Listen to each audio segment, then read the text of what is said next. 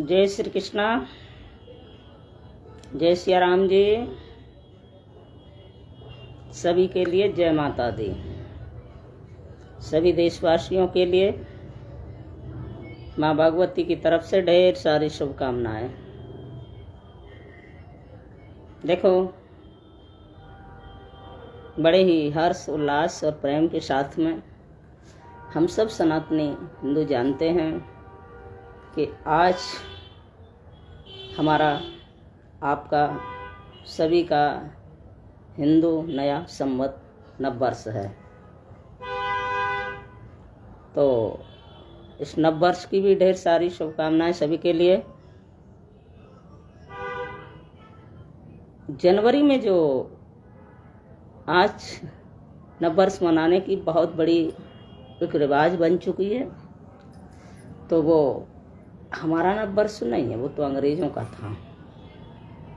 और ये भी देखा होगा कि रात्रि को डीजे साउंड इत्यादि बजा करके जगह जगह बहुत तेजी से खूब लोग नाचते हैं, खूब डांस करते हैं। ये अच्छी बात है, खुश होते हैं। लेकिन इसमें ढेर सारी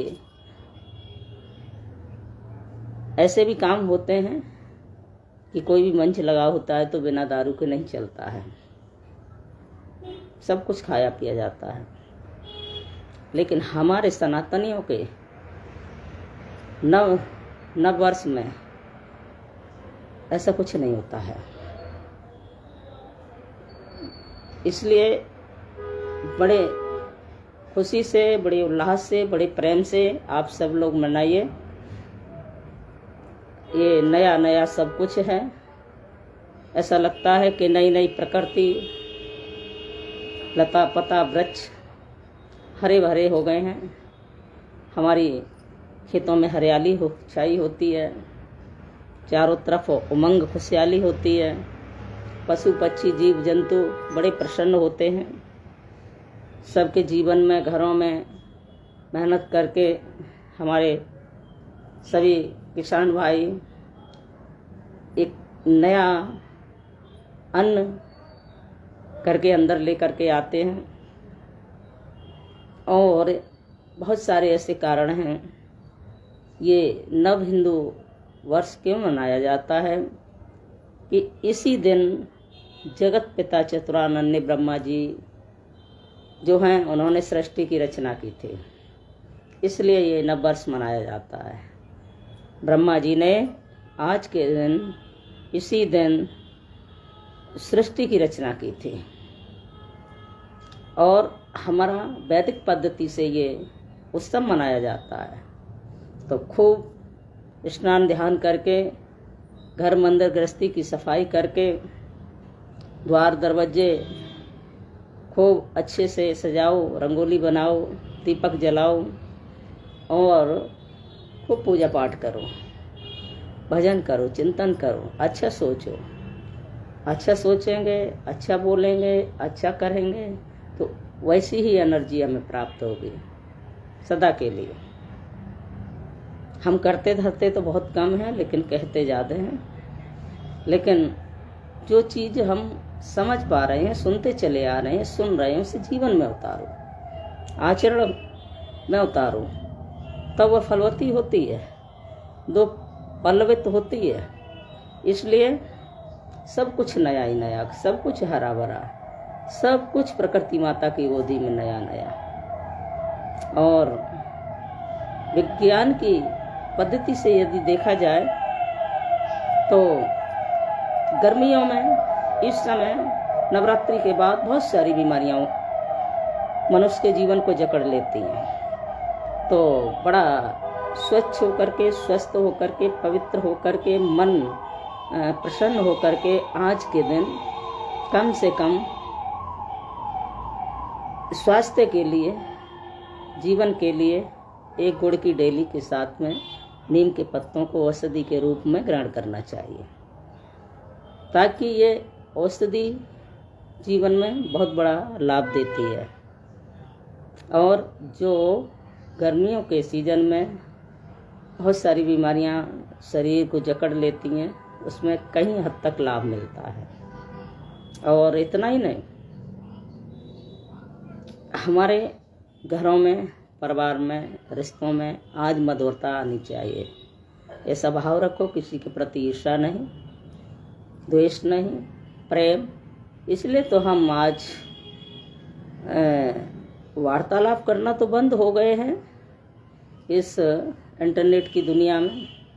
इतने हम आत्मनिर्भर सभी बन चुके हैं आपस में, और होना भी चाहिए, अच्छा संसाधन है। नहीं होता तो पीड़ा की बात है कि हम जिनको जानते हैं, नहीं जानते हैं, सबको नववर्ष की शुभकामनाएं देते हैं। इसलिए तो देते हैं कि हम सब आपस में भाई बहन हैं और एक दूसरे को स्वीकार भी करते हैं। तो ऐसा उत्सव रोज हृदय में होना चाहिए। और सभी ग्रह नक्षत्र अपने सुमंगल बेला में विराजमान होते हैं, खूब ढेर सारा आशीर्वाद देते हैं। ये दैविक वैदिक पद्धति से, उनके आशीर्वाद से हमारे यहाँ सनातनियों के, हमारे भारतवर्ष में नववर्ष प्रारंभ होता है। कितनी सुंदर बात है, कितना सौभाग्यशाली है हम लोग। और आज माँ भगवती के जो सारा ब्रह्मांड उनकी चिंत मात्र लीला से बना हुआ है, उनकी गोदी में प्रफुल्लित हो रहा है। उनके आंचल की छाया का आशीर्वाद हम सभी को मिल रहा है, मिलता रहता है। और उनकी कृपा से ब्रह्मा विष्णु महेश ये सब कुछ विराजमान है। तो माँ भगवती के पावन पवित्र 9 स्वरूपों का उत्सव भी प्रारंभ हो चुका है। तो सबसे पहले हम प्रार्थना करें, वंदन करें, खूब मंदिर जाएं। मंदिर न जा सकें, असमर्थ हैं, तो अपने हृदय रूपी मंदिर में जरूर चिंतन करें। कर्म को क्रिया में बदलते हैं तब ज़्यादा लाभ मिलता है, और आचरण में पालन करते हैं तो और ज़्यादा लाभ मिलता है। क्योंकि ये हमारी नेगेटिव जो एक्टिविटी है, जो ऊर्जा है, वो दूर होती है, पॉजिटिव ऊर्जा की प्राप्ति होती है और ढेर सारा आशीर्वाद मिलता है। लेकिन हम पूरे भारत देश की अपनी मातृशक्ति माताओं को, बहनों को, बेटियों को कहना चाहेंगे कि खूब अच्छा भाव बना करके, खुश हो करके आज माँ भगवती के दर्शन करने जाओ। घरों में करो, अपने मंदिरों में करो, तीर्थों में जाओ, या अपनी माँ के साथ रहो। तो अपने जीवन की जड़मूल समझ के मातृशक्ति को प्रणाम करना चाहिए और खूब भाव से दर्शन करो। और हमारे देश की माताएं, बहन बेटियाँ, याद रखो, माँ के सामने जाकर के माँ के श्रृंगार का ही दर्शन मत करो कि कितना अद्भुत श्रृंगार है माँ का। उसके साथ साथ उनके हाथों का भी दर्शन करिए। उनके अष्टभुजा देवी स्वरूप में विराजमान है और उनके हाथों में कोई मोबाइल नहीं है। सब में अस्त्र शस्त्रों से सुशोभित होकर के माँ विराजमान है। ऐसा लग रहा है कि अपनी माधुरी दृष्टि से हम सबको आशीर्वाद दे रही हैं, बरसा रही हैं अपने बच्चों के ऊपर। अब ये कहो कि मोबाइल आप नहीं चलाते, तो ये मोबाइल का तो एक उदाहरण है। साथ में आज जो जघन्य अपराध हो रहे हैं बेटियों के साथ में, बहनों के साथ में और बहुत एजड माताओं के साथ में, तो वहाँ से एक चीज़ लेकर के आओ कि माँ भगवती इतनी दयालु हैं, जगत जननी है, सारे ब्रह्मांड की उत्पत्ति करने की नायक हैं। उनके हाथ में ममतामयी ये अष्टभुजाधारी माँ के हाथों में शस्त्र विराजमान है, खड़ग, तलवार इत्यादि, मुग्धर, कृपाण। तो इनमें से कहीं ना कहीं हमको ये प्रेरणा लेनी चाहिए कि ऐसा जज्बा होना चाहिए, हे माँ ऐसा आशीर्वाद दो मुझे कि हम तुम्हारे जैसे तो कभी नहीं बन सकते हैं, कोई बन भी नहीं पाएगा, लेकिन कुछ आचरण हम पालन कर सकें। तो ऐसा आशीर्वाद दीजिए माँ, ताकि हम आने वाले पल में जीवन जिए संसार में खुशमय होकर के। जैसी जो परिस्थिति है, लेकिन हमारे सामने कोई ऐसा दुष्ट निशाचर चंड मुंड रक्त बीज जैसा, समुन सम्म जैसा महिषासुर जैसा अपराधी आए तो हम डट के सामना कर सकते। कोई तुम्हारी रक्षा करने नहीं आएगा। कौन आएगा? गांव के आएंगे, परिवार के आएंगे, साथ थोड़ी चलेंगे हमेशा ना। समाज का आएगा या पुलिस प्रशासन आएगा या सरकार, कोई नहीं आएगा। ये सब भ्रम है। राष्ट्र में यही होता है कि कानून को अपने हाथ में मत लो। और इसलिए हम स्वयं के डॉक्टर बने, स्वयं के हकीम बने, स्वयं के हम वैद्य बने और स्वयं की हम इन महापुरुषों से, माँ भगवती से एक बहुत सुंदर अपने जीने का साहस प्रदान करें। और इन 9 दिनों में जाकर के पूजा प्रार्थना करके प्रणाम करके, हो सके तो निवेदन है, बुरी आदतों का परित्याग करके, सोचने से ये दूर नहीं होंगी। हम जानते हैं कि जो गलत करते हैं या धोखे में होता है वो भी पश्चाताप करते हैं, तो ये सहजता से नहीं होता। लेकिन जब व्यक्ति सोच लेता है कि हमें ये काम करना ही करना है, तो कोई काम असंभव नहीं है, सारे काम सरल हैं दुनिया में। अब जो नहीं करना चाहता है तो वो तो 1000 बहाने बनाएगा, लेकिन अगर ये सोच ले कि हमको ही ये काम करना ही करना है, हमें पूरब दिशा से जाने से परिस्थितियों का सामना करना पड़ रहा है, तो हम पश्चिम दिशा को, अपनी चित्तवृत्ति को मोड़ देते हैं, दिशा को मोड़ देते हैं। दिशा और दिशा जब दोनों बदल जाती हैं तो समय अच्छा आ जाता है। इसलिए मनुष्य ही एक ऐसा है, हम आप ही एक ऐसे हैं जिनके पास मन, बुद्धि, दृष्टि सब कुछ है, देखने के लिए, समझने के लिए, मनन करने के लिए, सोचने के लिए, फिर उस पर चलने के लिए। ये सारी शक्तियाँ प्रदान की हैं। तो एक बहुत बड़ी ऊर्जा आएगी आपके अंदर। मन बेचैन है, व्याकुल है, घबराता, परिस्थितियों में जकड़ा है, तो शांति मिलेगी और पॉजिटिव एक्टिविटी आएगी, ऊर्जा का संचार होगा। ये सारी ऊर्जा कहीं बाहर नहीं है, हमारे अंदर ही विराजमान है। लेकिन सोई हुई पड़ी है और हम कहीं समझ पाते हैं तो वही जागृत हो जाती है। और इसलिए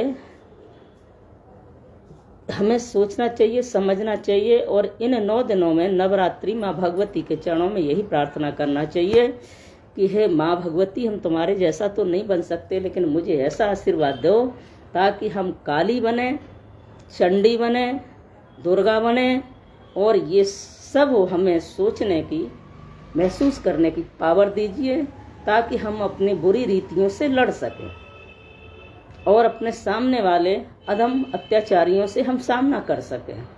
ऐसी शक्ति माँ के चरणों में आशीर्वाद जान करके, माँ को प्रणाम करके, और हम जब प्रारंभ करेंगे तो समझ लो कि निश्चय रूप से हमारा कल्याण होगा। 1 दिन में, 2 दिन में, 10 दिन में, महीने में, जब मौका लगता है, गांव में, बाजारों में, जहाँ भी है, हम जैसे भी हैं, जगह जगह देवालय बने हुए हैं, मंदिर बने हुए हैं, उन मंदिर में कुछ तो है, ऐसी बात नहीं है।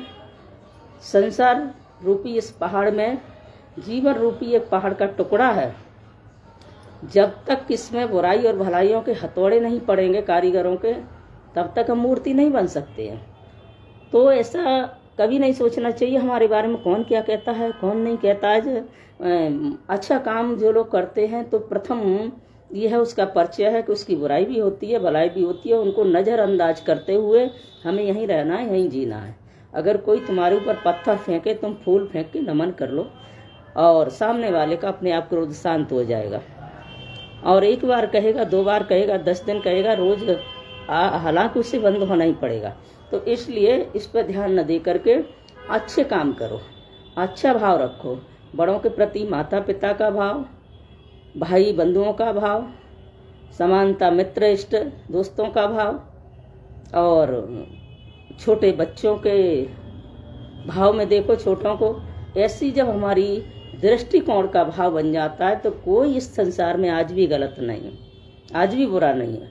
क्योंकि हम अपना अनुभव शेयर करते हैं जब भी करते हैं। 1 दिन नहीं हो गया, लगभग 30 वर्ष हो गए बाहर निकलते हुए, और कोई निसंदेह भाव से जाते हैं, कोई खटका नहीं, कोई डर नहीं, कोई मतलब नहीं। सारी जगह नहीं मिलती हैं, नए लोग मिलते हैं, अलग अलग भाव के होते भी होंगे भगवान की कृपा से, लेकिन हमारा आचरण अच्छा है तो सब हमारे हो जाते हैं।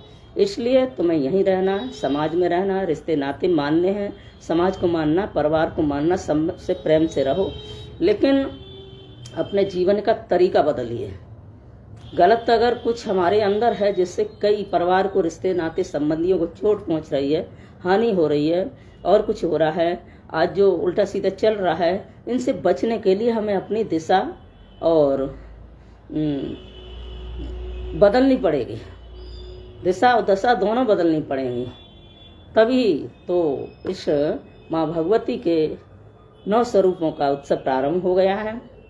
तो इसी प्रकार से उस मंदिर में भी कोई भी देवी शक्ति विराजमान होती है, ब्रह्मा विष्णु महेश से लेकर देवी दुर्गा काली सीता माँ से लेकर के गौरी गणेश नवग्रह से लेकर के, वो ठीक है। और उन्होंने भी बहुत चोट सही है। उस मूर्ति को बनने में तमाम संघर्ष हुआ है, बहुत हथौड़ों की मार पड़ी है। जो पत्थर टूट जाता है उसे वहीं छोड़ दिया जाता है, नाली में डाल दिया जाता है और उस पे हजारों लोगों के पैर पड़ते हैं, कोई नहीं देखता पलट के कहाँ हैं। और इसने चोट सहन करके सुंदर मूर्ति का आकार दे दिया। वही मूर्ति किसी मंदिर में, देवालय में, जंगल में भी यदि स्थापित कर दी जाती है तो वहाँ लोगों की श्रद्धा जुड़ जाती है। तो ये मंदिर गुरुद्वारे जो भी स्थान है ना, तो मुझे लगता है हमारे हृदय में, चित्तवृत्ति में पवित्रता नहीं है तो इनमें भी कुछ नहीं है। इसलिए सबसे पहले ऊर्जा शक्ति का बल्ब जलाओ अपने अंदर, प्रकाश लाओ अपने अंदर, और ये हमारे जीने के सिद्धांत के दृष्टिकोण को स्थापित करने के, दृष्टिकोण करने के ये वो सच्चे स्थान हैं कि जहाँ जाने से हमारे अंदर ऐसा लगता है कि हम भाव बनाते हैं, अच्छा बनाते हैं, सब कुछ पल के लिए भूल जाते हैं, एकाग्रत होकर के ध्यान करते हैं। तो हमारे लिए बहुत बड़ी बात है, ये मानव जीवन के विद्यालय हैं। लेकिन इनसे ही काम नहीं चलेगा, ये हमेशा ध्यान रखो। हमें धर्म से जुड़ना है, धर्म का पालन करना है, सनातनी बंधु हैं, भारतवासी हैं, लेकिन इन क्रियाओं से हमें अपने को पहचानना है। और जब हम अपने को थोड़ा भी पहचानने लगते हैं, इसके लिए हमें बड़ों से जुड़ना है, पूर्वजों से जुड़ना है, इनका सम्मान करना है, इनको प्रणाम करना है। जब हम इनसे जुड़ के अपने पूर्वजों की आशीर्वाद से आगे चलते हैं तो हम कभी गलती कर ही नहीं सकते, कभी नहीं कर सकते। तो अपने लिए खूब सजा जाता है, खूब समरा जाता है, खूब तैयार हुआ जाता है ताकि हम अच्छे लगें। एक बार हम सेल्फी लेते हैं और दर्पण में अपना मुंह देखते हैं तो बड़ा तैयारी के साथ लेते हैं, तो चेहरे पे मुस्कुराहट आ जाती है। अगर इसी प्रकार से इस संसार को हम अपना दर्पण मान लें और जीवन में हमेशा मुस्कुराते रहें, अच्छा सोचें अंदर से, तो निश्चित रूप से ऊर्जा प्राप्त होगी। और एक रक्षा कवच जीवन में ऊर्जा शक्ति के रूप में माँ भगवती, देवी दुर्गा, काली, परमात्मा, जिसको भी आप मानते हो, गुरु कृपा से तुम्हें प्राप्त होगा, जिससे तुम्हें हौसला मिलेगा। ऐसा नहीं है भगवान की जो भक्ति करते हैं उन पर कष्ट नहीं आता, मुझे लगता है उन पर और ज़्यादा कष्ट आता है, लेकिन सहन करने की शक्ति मिल जाती है। सहन करने की शक्ति क्यों मिल जाती है कि अंदर से चित्तवृत्ति की मनोदशा कुछ अलग हो जाती है ना। वास्तव में जो अंतर्मन से, अध्यात्म से जुड़ा होगा ना, वो कभी जीवन में पाप नहीं कर सकता, कभी नहीं कर सकता है, और ना ही किसी को बुरा मान सकता है, न सामने वाले को। ये स्त्री पुरुष से संसार बना हुआ है, स्त्री पुरुष से ही सृष्टि चलती है, स्त्री पुरुष से ही ये संसार का सृजन हुआ है, और हमारे जीवन की शोभा है, परिवार की शोभा है, रिश्तों की शोभा है, इनमें रहना है, हमेशा रहना चाहिए। लेकिन अपनी दृष्टिकोण को बदलना होगा। जब हम ऐसा सोच लेते हैं तो सभी अच्छे लगते हैं और अच्छे बन जाते हैं। अगर कोई गलत भी होता है ना तो अच्छा बन जाता है।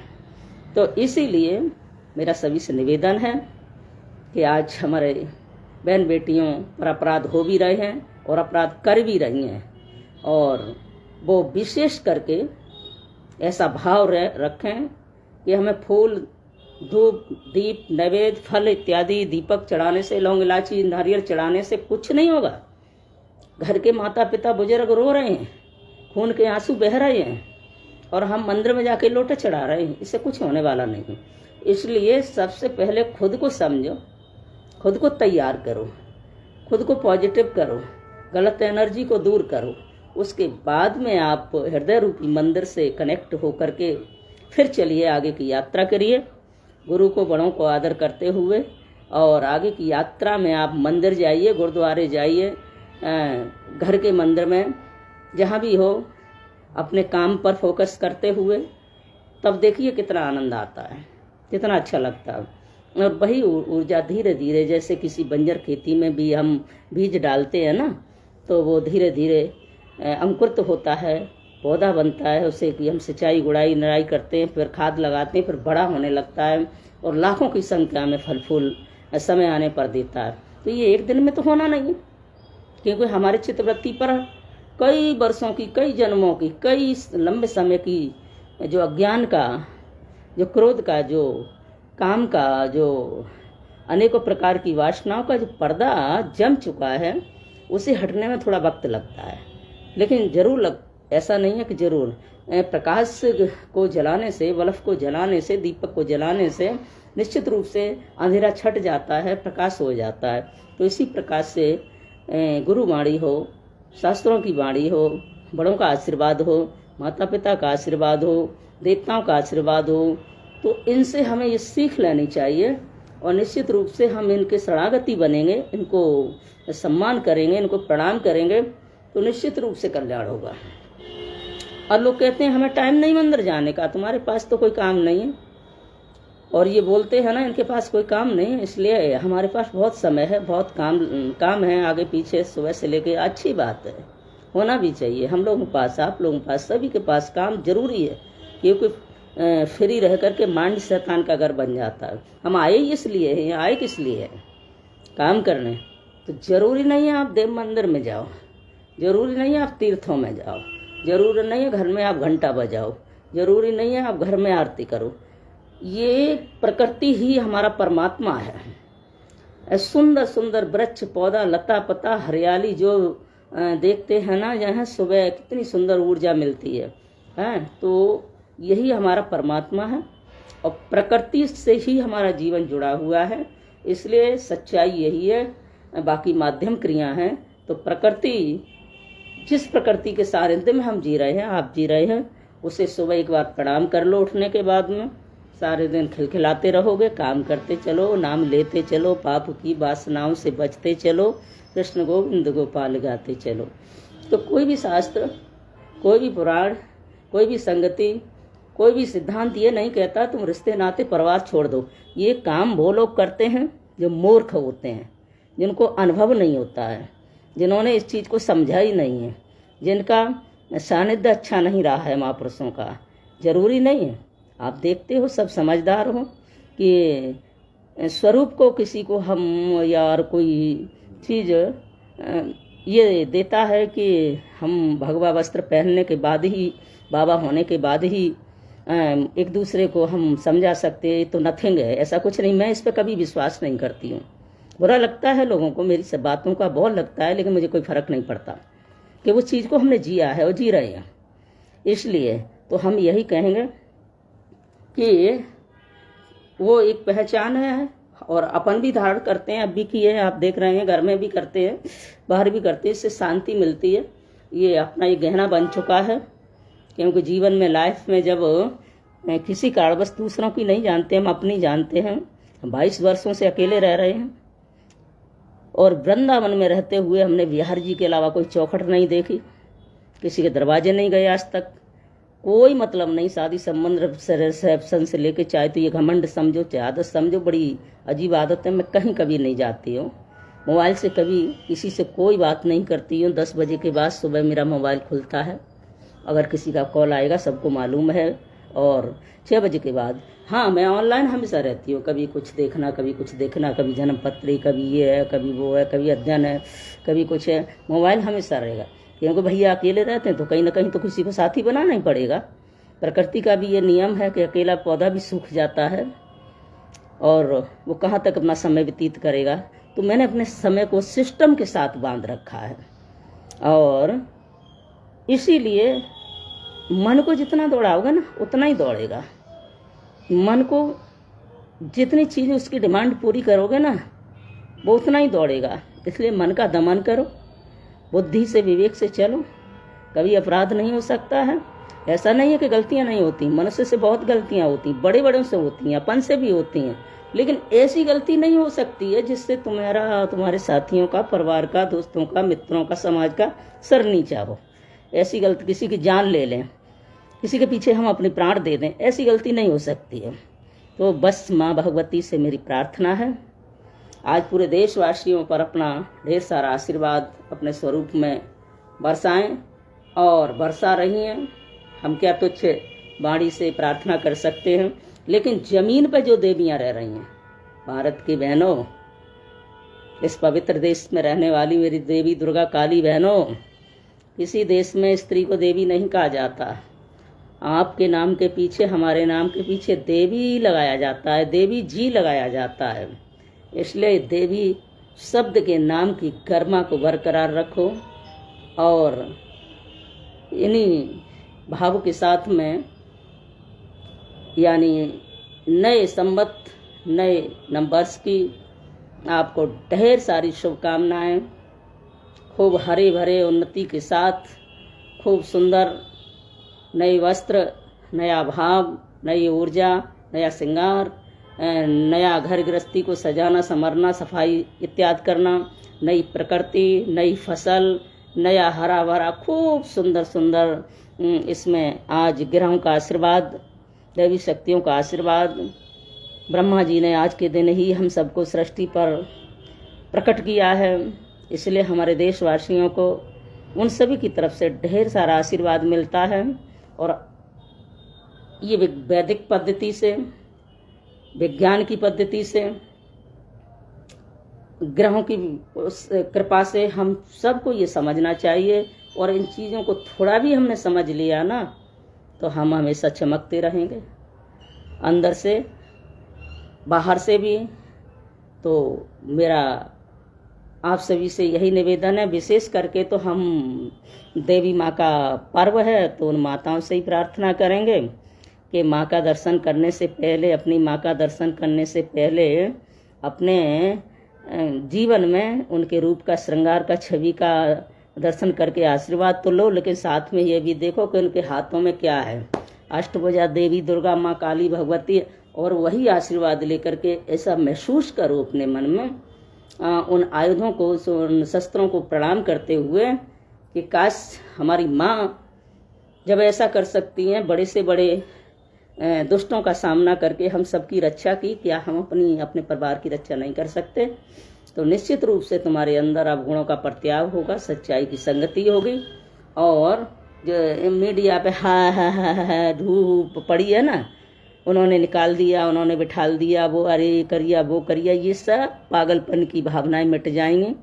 और जिसका तुमने साथ छोड़ा है, जिसको तुम मार रही हो, जिसको काट रही हो, जिसको थोड़े से लालच में आकर के ख़त्म करा रही हो दुनिया से, ये सब घृणा जो है ना, जो छोटी बुद्धि वाले लोग करते हैं, ये सब दूर चला जाएगा। इसलिए ये जान लो कि जीवन में सारे रिश्ते ऐसे हैं जो आज मिले कल बिछुड़ जाएंगे, कल मिले परसों बिछुड़ जाएंगे। एक दूसरे का कालचक्र ऐसा सृष्टि में ऐसा बताया है गुरु ने, शास्त्रों ने, कि कभी हम तुम्हारे बेटा थे, तुम हमारे पिता थे, कभी हम तुम्हारी भाई थे, कभी बहन थे, लेकिन दो रिश्ते ऐसे हैं जो बड़े अजर अमर अटल हैं। यानी माँ का रिश्ता बहुत पवित्र है। दुनिया में हर चीज़ मिल सकती है, माँ नहीं मिल सकती, कभी जिंदगी में नहीं मिल सकती। ये जीता जागता भगवान है, और जीते जागते भगवान को तो हम प्रणाम नहीं कर रहे और इधर उधर भटक रहे हैं, कैसे चलेगा? दूसरा, सृष्टि का सृजन करने से पहले ही पति पत्नी का संबंध 7 जन्म का रिश्ता है। हाँ, जीवन में बहुत बनते बिगड़ते रहते हैं रिश्ते, किसी के हालात कैसे रहे होंगे, क्या नहीं रहा होगा, इस पर चर्चा नहीं करनी है। और लेकिन अपनी चित्तवृत्ति को बर्बाद तो नहीं करना चाहिए ना। और कभी कभी साथ रहने से भी लोग, विवाह होने से भी लोग खुश नहीं हो पाते, उसके साथ नहीं जी पाते हैं। तो कभी कभी परिस्थितियों के कारण दूर होकर के भी उसी के नाम से चरित्रवान रहते हैं। तो ये हमें सब सीखना है, इसी पे अमल करना है। और कभी किसी को पीड़ा मत दो। हमारा धर्म एक दूसरे को पीड़ा देना नहीं है। पशु भी तो यार एक लाइन पर चलते हैं, एक संगति पर चलते हैं, एक साथ में चलते हैं। चींटी चींटा भी, कीड़े मकोड़े भी तो चलते हैं, भेड़ बकरियां भी तो चलती हैं। हम तो मनुष्य हैं। हम मनुष्य होकर के मानवता को नहीं पहचाने तो क्या मतलब है हमारा जीने का? हैं तो ये सब बातों को समझते हुए और उन सब भाइयों से, उन पिताओं से, उन बच्चों से भी मेरा करबद्ध निवेदन है, प्रणाम है कि बड़े अच्छे भाव से अपने जीवन को जियो, अपने रिश्तों को निभाओ और आपत्तिकाले मर्यादा नास्ते जब हद से ज़्यादा कोई वाद विवाद बढ़ जाए तो आज की दृष्टि को देखते हुए हो सके तब तक घर से बाहर अपनी उस बात को, उस भाषा को, उस चर्चा को मत जाने दो। घर के व्यक्ति या कोई भी व्यक्ति अपने जीवन की परिस्थितियों की चर्चा या नफरत की चर्चा बाहर वाले से करता है तो समझ लो घर का सर्वनाश शुरू हो गया।